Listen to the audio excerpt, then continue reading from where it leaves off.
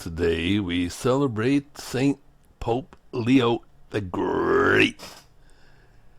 Known as Leo the Great, his involvement in the Fourth Ecumenical Council helped prevent the spread of error on Christ's divine and human natures.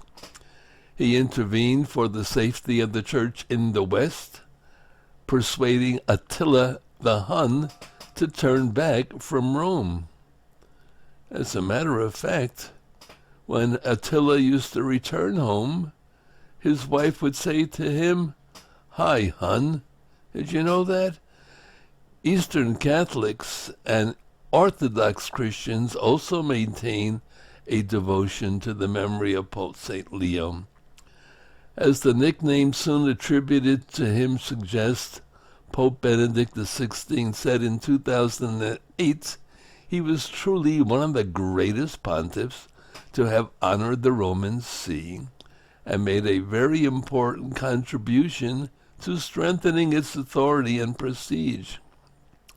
Leo's origins are obscure and his date of birth unknown. He is said to have come from Tuscany, though the future pope may have been born in that region or in Rome itself.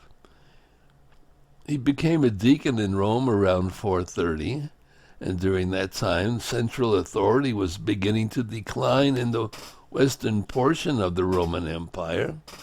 At some point during the reign of Pope Celestine, the Roman Emperor Valentinian III commissioned Leo to travel to the region of Gaul and settle a dispute between military and civil officials.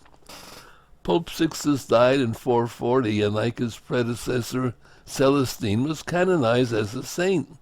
Leo, away on his diplomatic mission at the time of the Pope's death, was chosen to be the next Bishop of Rome. Reigning for over 2 decades, he sought to preserve the unity of the Church in its profession of faith.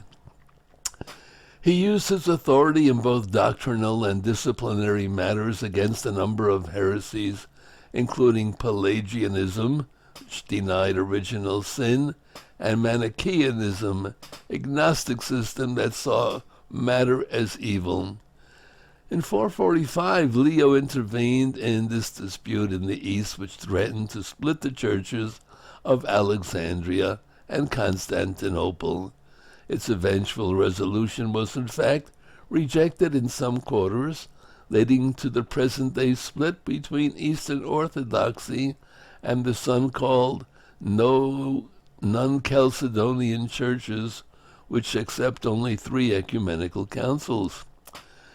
As the 5th century Christological controversy continued, the Pope urged the gathering of an ecumenical council to resolve the matter. At the Council of Chalcedon in 451, the Pope's teaching was received as authoritative by the Eastern bishops, who proclaimed, "Peter has spoken through the mouth of Leo." Leo's teaching confirmed that Christ's eternal divine priesthood and nature did not absorb or negate the human nature that he assumed through the incarnation.